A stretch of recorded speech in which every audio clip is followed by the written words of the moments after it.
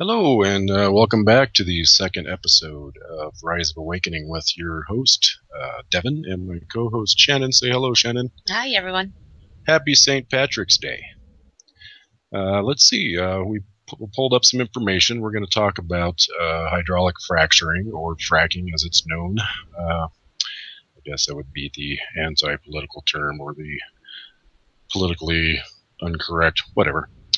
Anyway, I did a video about this a while back on my YouTube channel, and the process of fracking, as you all know, is injecting fluid in the ground at high pressure to release natural gas. It sounds friendly, right? The whole process seems friendly, but when you start looking into the details of it all and what it takes, for example, the 1.8 million gallons of water to complete each job, and all that water is mixed with the chemicals. 40,000 gallons of chemicals, to be exact. Most of the chemicals they do not want to make known public because it's their trade secret. They want to hide some of this information for the obvious reason, big profits. But out of those 40,000 gallons of chemicals, just to name a few, lead is one of those, uranium, mercury, which is not good for the human body, ethylene glycol, radium, methanol, and hydrochloric acid, and last but not least, formaldehyde, for God's sakes. It's weird. So, not to mention that as a species or any animal on this planet, we all need water to sustain our life. And just the amount of water that is going into these jobs is pretty critical to me. That's water that won't ever be able to be drinkable again. The chemicals that are recovered, 30 to 50% of those stay in the soil, and they are non-biodegradable. So if that doesn't ring an alarm for health and things you should be paying attention to, I don't know what will.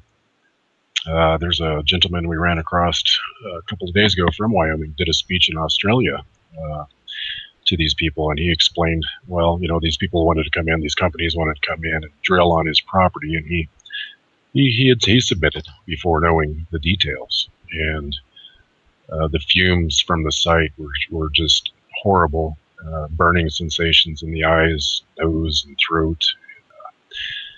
Of course, the tap water was murky, and at some point became flammable. So, can we keep going like this? And that's my question to Shannon. I don't think I want to be faced in the future with having contaminated water. Do you? Not at all. I believe that no one would want to go through something like that. And how you would filter that correctly to get rid of those toxins is beyond me. I just think fracking in general goes against nature altogether. Oh, it does. It totally goes against nature. It disrupts and threatens wild lands. Fracking negatively impacts wild lands treasured by all Americans. Lands managed by the Bureau of Land Management, BLM, in the Rocky Mountain, West Montana, Wyoming, and Colorado, Utah, and New Mexico contain some of the most spectacular American landscapes in the country, for sure. And I'm reading from the Wilderness Society website, and within this website there's a map, and it shows the red areas of fracking practices across the whole United States. And it's growing, and it's got to stop. It's got to stop. I will post this link in the chat room for all interested to take a peek at, just to see if you're in the safe zone or not. So to go on with the process, let's do some math.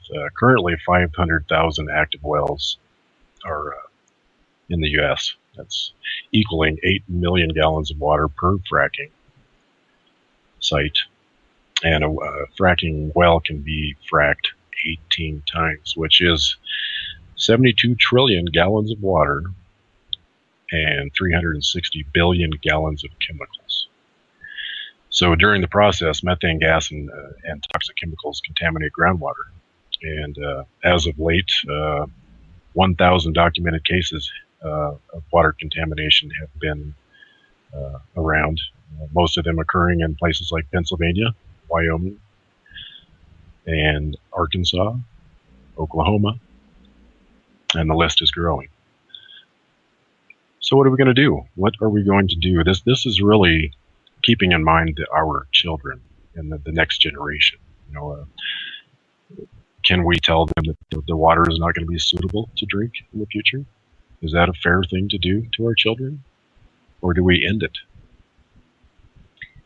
And wish there was a way, or how to end it would be more the question. Well, there's ways to end it. We just need to get people on board, get them on the bandwagon, and start demanding to our senators and our local governments, stop this now. Don't think about the profits. Don't think about the big money. Think about the long run of health and health risks. This is not something we can continue to do. We have alternative sources of energy sources,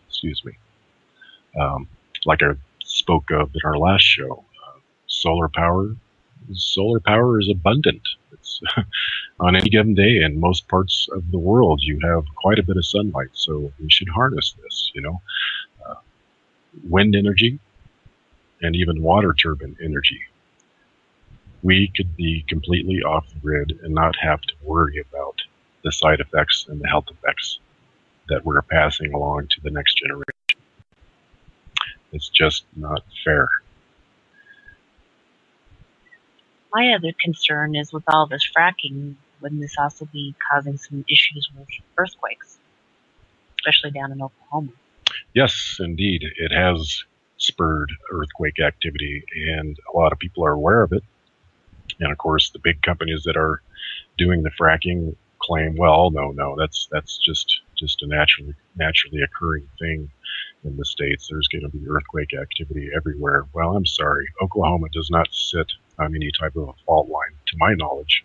So, no, I don't agree that is a valid argument on behalf of these companies that are fracking in the parts of the country that they are. In fact, Oklahoma itself, since 2009, looks like Swiss cheese. It's riddled with earthquake activity since fracking started. And bear in mind, too, this is not a process that's new. This has been going on for quite a long time, and it's just becoming relevant as far as a subject to be paying attention. Be paying attention to really, really hard. I can't see us existing as a species or a human life or any life. Back to that article.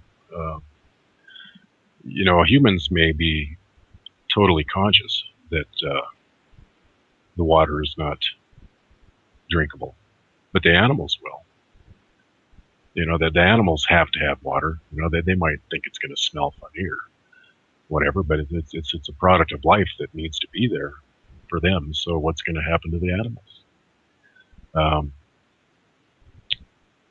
This should concern everyone who eats meat, whether they hunt or purchase it indirectly from the farm or near a fracking well. It's going to affect everything, people. And despite the recorded health risks, the facts are hard to find. That's what they claim. There's too many loopholes in federal laws designed to protect drinking water, and a lot of disclosure requirements for fracking chemicals vary widely by state. So we need to all get on the same page as far as the state's level of concern.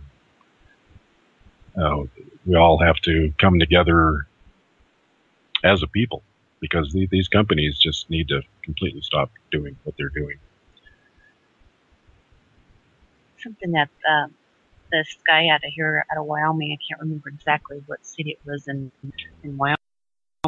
John Benton. John went anti, but he Australia to I think it was Melbourne. He did a speech over there. You can find John Fenn on Facebook if you have a Facebook account. He is a pretty cool dude. He's starting a movement, and he's trying to get people to open their eyes to the dangers of the hydraulic fracturing. One of the things I noticed when we watched the video about it, went from this lovely piece of land that he had his house being built on, and then all of a sudden, of course, the drilling with the fracking, which was supposed to be over 350 miles away from a home or structure. Well, I think it was like 150 feet or something. It was more than 350, but unfortunately, the thing was almost right at the back door of this guy's house that was being built, and they couldn't even drink anything. I mean, they were just getting sick, having problems with breathing. And then it went from this nice little stretch of land into complete, almost industrial, and things were dying around it. I thought, that's so horrible. Well, I believe it was his mother-in-law had lost her sense of taste, her sense of smell, and I believe his daughter was starting to show signs of this as well. So, yeah, this is not something to be taken lightly, folks. We need to start contacting our local governments and our senators and just put our foot down and say, this is it, this is enough. You know, present them with the facts. Show them the documented cases. Find the information. Knock on their door. Send them emails. That this is time to stop this. We have to find different forms of energy. We have to. This is not the way to do it. Not the way to do it, in my opinion. When I look at, when they're fracking into the earth, it's almost like them I can never say that. Fracturing the shell into the bloodstream of the earth, like a living body. And it's like poisoning the earth along with poisoning everything above it. Animals, people, so forth. That's, to me, very disheartening in general, because not just people, it's Earth itself. Yes, it is. It's no different than drilling for oil. We all know that there's been plenty of episodes of oil spills around the country and into the ocean. Looking back on the Gulf and BP, which has to this date still hasn't completely cleaned up the mess, and they're still liable for the health problems that people are still experiencing. And money is not going to solve these issues. BP can hand out $2 to $3 million or billions of dollars to these people that are suffering, but it's not going to fix their health. It's not going to fix the environment. It's not going to fix the waterways, and it's just not going to fix life. So if we get a hold on the problems at hand as they are right now, maybe we can salvage what we have done and let Mother Nature return to what it needs to be. This planet is one day just gonna get really, really upset, and Mother Nature will fight back at some point, and hopefully before it's too late. In our state, in Wyoming, I'm sure you've all heard of Yellowstone, that big volcano that's, I can't help but to think they're sitting there fracking these areas. That's just going to cause that big monster to finally just blow its top. Oh, gosh, I hope not. No, because that's one of the largest volcanoes in the world. Not sure if it's the largest in the world. It's one of the largest dormant volcanoes. I do know that. We just live southeast of that monster. I hope it doesn't blow anytime soon, or we're really going to be screwed. It's really hard to do a radio show if you got ash coming down on it. Oh, no. I'm teasing. No, but anyway, it just amazes me that, like, the fracking Oklahoma around, what's it called, Meridian. Oh yeah, so there is the New Meridian fault line, but it doesn't go through Oklahoma. It's actually more from about the Great Lakes region on down through Arkansas, Pennsylvania, that area of the country. Oklahoma sits just west of that.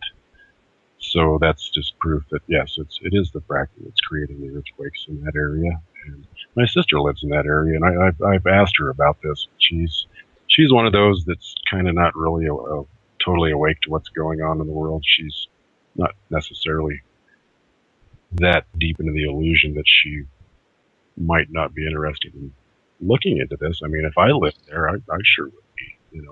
I mean, here in Wyoming, we do have a number of fracking wells also, but not to the degree of those parts of the country like Oklahoma, Arkansas, Pennsylvania. They spread like wildfire. Once they get their chance to dig into the earth with one well, then there's another one cropping up, and another one, and another one, and then pretty soon it's just the whole landscape is just spotted with these fracking wells. And it's what it does around the area of where these fracking wells are at. It just turns it into dust land. Oh yeah, It's horrible. It will be a wasteland. So, and you can say, oh well, we can just drink bottled water for the rest of our life. Well, no, we're gonna run out of adequate water. In the end, there's no answer, except for standing up and putting an end to it.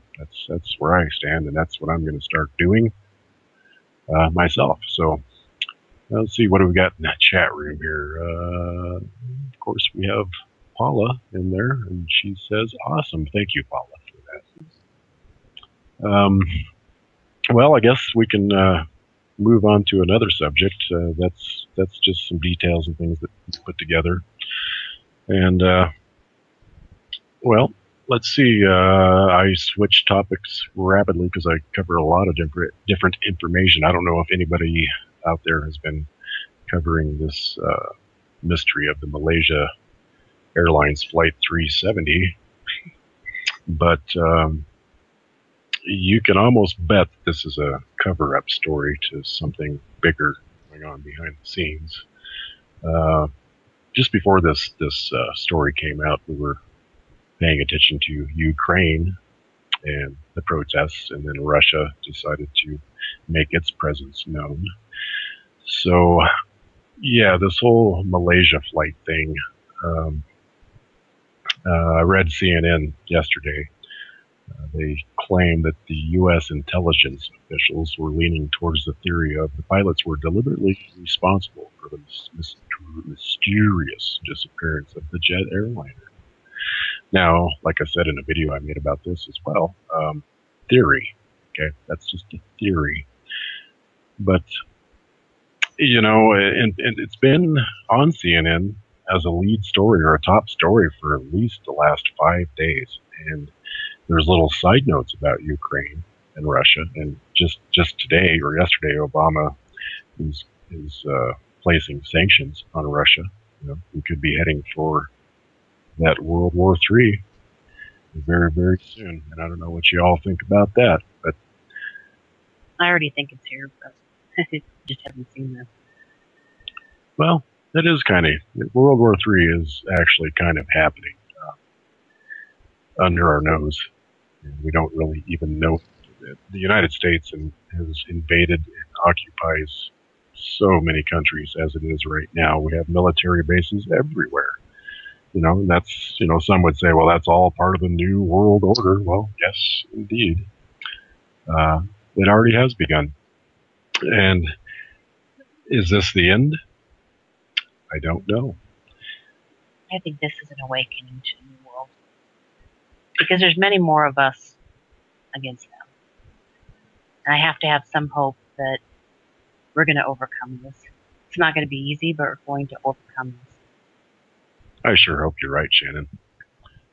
Like I've told you before, if I was invisible and had a sniper rifle, I could probably solve some of these situations overnight. But I don't have those superpowers. And in the chat room, Paula just mentioned that her youngest will be 12 next month, and never lived a day when we weren't at war. And this is true. And the whole. Let's look back. When it used to be baseball and American Pie was the whole American theme. Now it's just support your troops, support your troops. I do support my troops in the fact that I feel sorry for them unknowingly engaging in such supposed conflicts for the global elite and the oligarch structure as it is. And I support them in that, but I don't support the wars. I just don't support the wars. They're meaningless. They make no sense. Post 9/11, was different.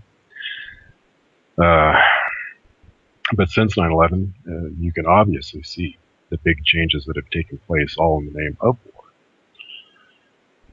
And I think that if people paid attention to that, they would understand and be a little bit more conscious to the fact that we don't need to be doing these wars anymore. It's just, there's no purpose to it. It's just death. One of the things that's very, on a personal level myself, my 18-year-old son's going to be going in the Air Force.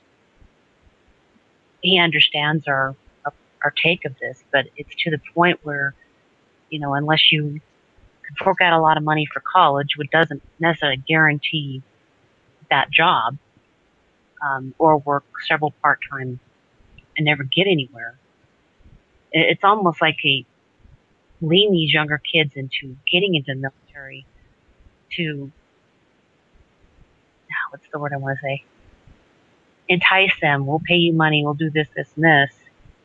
Oh, yes. The dangling carrot is what that's called. And yeah, we'll talk more on that after the break. I think we should take a little 5-minute break for all you people that need to run to the potty, including myself. So let's get into that break now, and we'll be back in about 5 minutes. Alrighty, we're back. Sorry about the little audio mess up there. We were talking about war and the young people joining the war because they have the dangling carrot in front of their face, the money, the college education that awaits them when they return from their calls of duty or being stationed in other countries. And Shannon mentioned that her son, Tyler, my stepson, is going to be joining the military soon. And I'm not totally opposed to military in the fact that it does kind of make a man out of you, or woman. It teaches you some good core values. That's the positive side to this. But understand that as a country, we spend more money on military than anything else, and that's the broader point here. Is here in America, we have people living on the streets. We have people that are one paycheck away from being homeless. We have people that don't eat right or don't eat healthy because they can't afford to. We are the ones that support the government through tax money that we don't voluntarily give up. It's basically stolen from our pockets via the IRS, things of that nature. And there is no tax law, and most of us know this. The whole thing is finding that loophole to make yourself tax exempt and stop funding the war machine. I suppose in the future that may become a reality. Who knows? Until then, if there's any young people out there listening that are considering joining the military, think twice and think long and hard. There's other ways to make a living in this country. Not many of them. There's other ways and better ways to make a living instead of taking a bribe from the government to go kill innocent women and children across the globe. Well, it seems the more that jobs are taken, it's getting to the point where finding a full-time job is impossible. You can get part-time jobs, but it doesn't make any sense. They're almost like they're shoving these younger kids into, well, you can either do this. We're not going to guarantee that you're out once you're out of college, you're going to get that job. Or you can do this way and work for the government, and it will take care of you. which goes back to people not able to make a living or sustain an actual living, put food on the table. So then they go and try to get assistance through the government so that everybody is all of a sudden dependent upon the government. Well, yes, and that's what they want. That's exactly what they want. They want to create a situation where ultimately we are dependent on the government, and it's getting more and more so. So ask yourself these questions. The people up there on Capitol Hill in the White House, they're just people, folks. They put their pants on one leg at a time.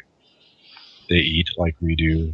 They do everything like we do, but somewhere along the way in the last 100 years or so, they have understood that through power and money, they can control us. And they're doing a mighty fine job of it, unfortunately. And it's only because we let it happen. After the 60s, 70s, and 80s is when things really started to ramp up against the American people.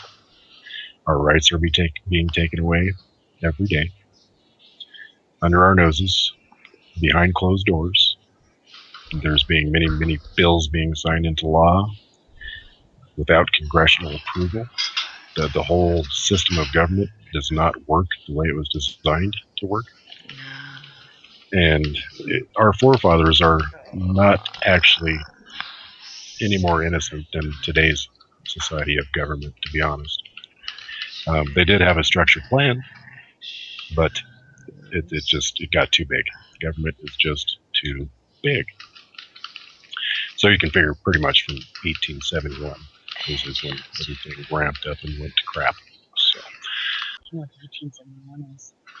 Oh, I'll get into that in another show. But yeah, we've all been taken for fools as far as the IRS is concerned. I don't know how many of you in the audience are familiar with the boiling frog theory or syndrome. It's, passing taxes was not an easy thing to do until they just turned up the heat slowly. The story goes, if you put a frog into hot boiling water right off the get-go, he's going to die. So what they did is they just turned up the heat slowly until we one day realized, hey, we're cooked. Yeah, it's hard to wrap your head around these changes happening in America.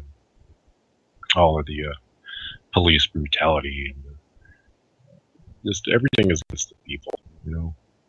Everything just seems to be against the people, and it saddens me that there's not enough people out there to realize what's going on. I think there's a growing number coming around finally, but it needs to be a little bit quicker because time is very, very short, folks.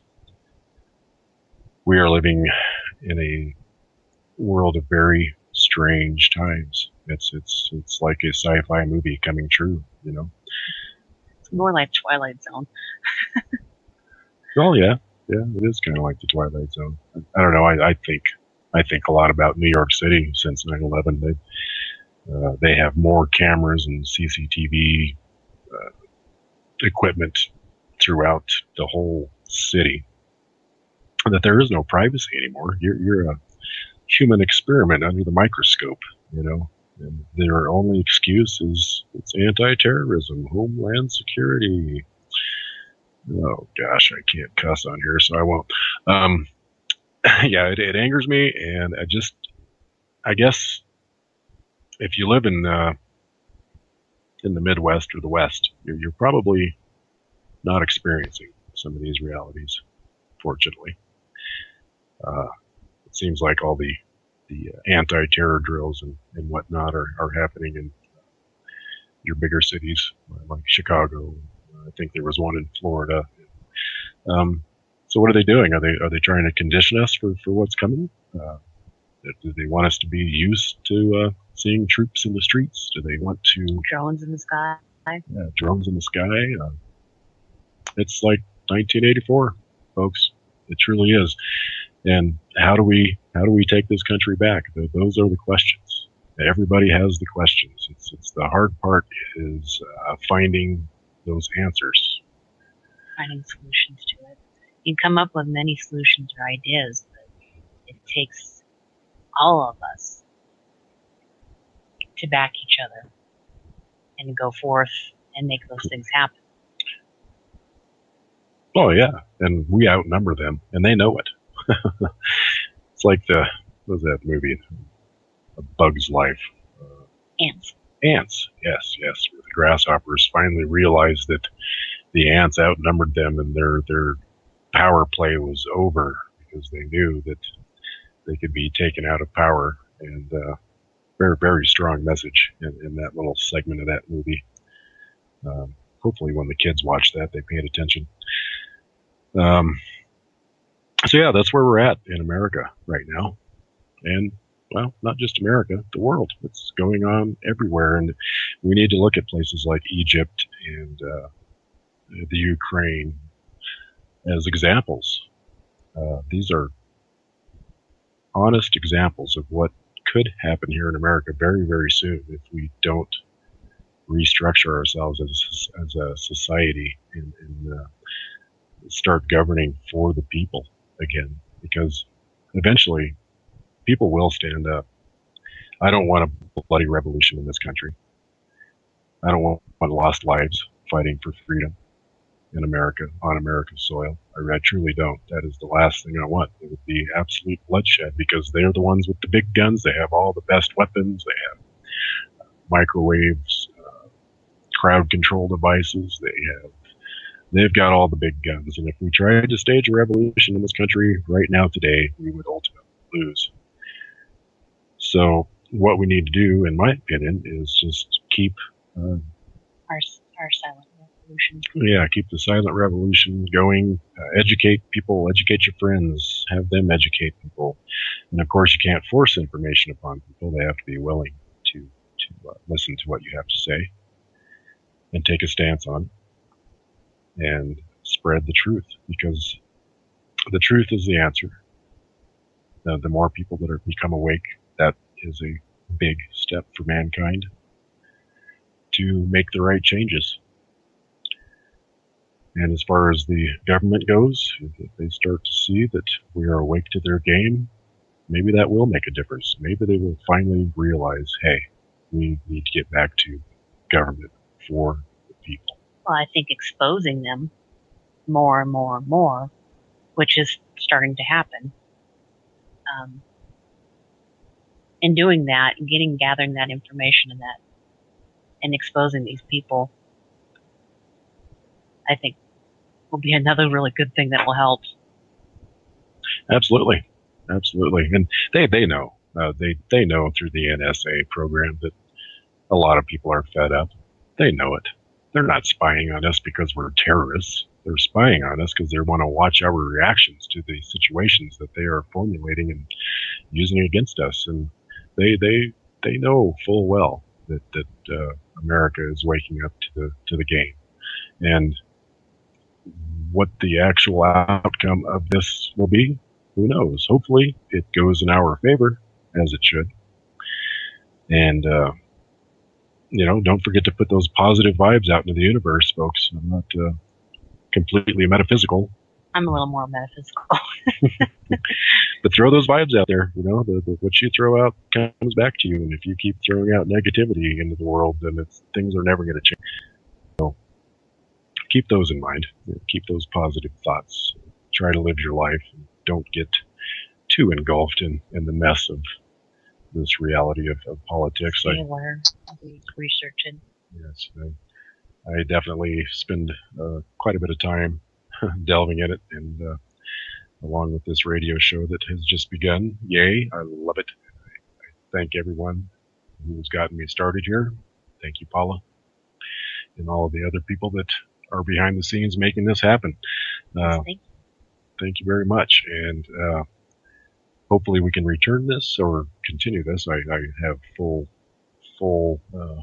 intention of doing so, and I don't ever want to come on here and bore anybody with what I talk about. I hope that anything that was said today strikes a chord with you and will get you to start doing some research.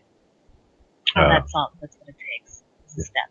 Yeah, it's a step. And anyone that tells you that the truth can't be found on the internet watches too much television. Yes, there are some news sources on the internet that are not plausible, or I'll take The Onion, for example. Don't ever believe anything you read from that site. It's just a joke, and it was meant to be. But there are credible news sources out there, and if you find one topic that kind of strikes a chord with you, look up several other sites or web pages on the same topic, and after a while, you'll start to see that, hey, there is some truth out there. This isn't just hogwash being typed.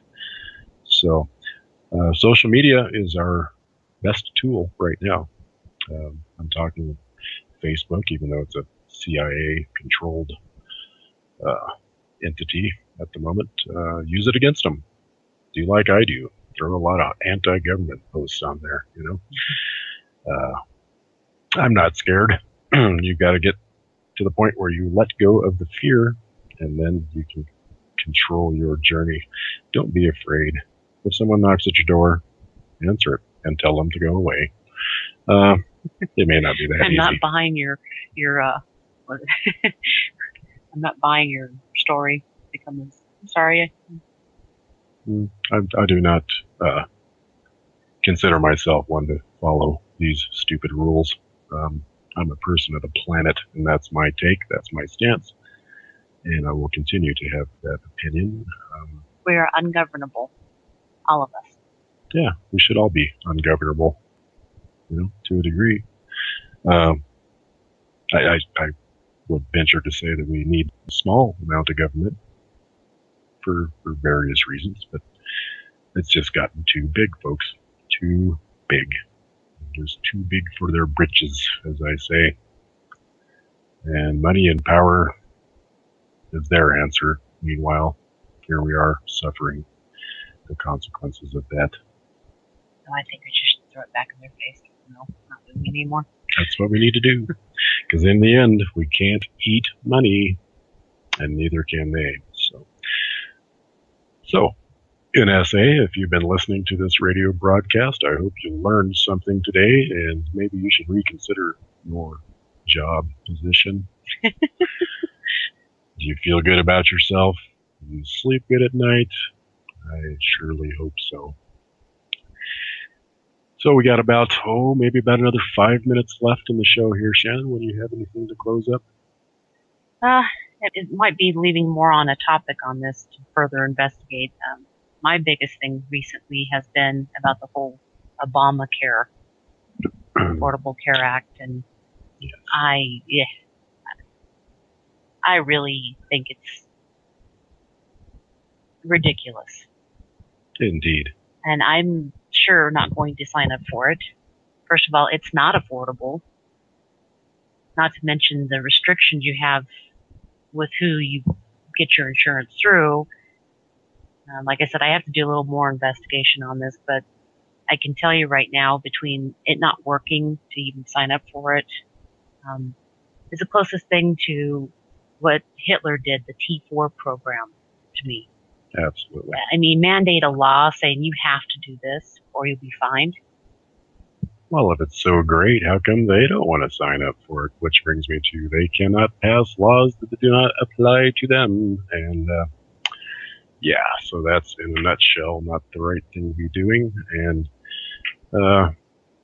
early on, Obama said that you could get health care for about the price of your monthly cell phone bill. And then shortly thereafter, he says, well, in order to afford the health care, you're going to have to make household expenses like trimming down your cell phone bill. Yeah, Mr. Contradictory. Yes, he never follows the rules. He makes promises and never keeps them, but he's just the puppet on the string.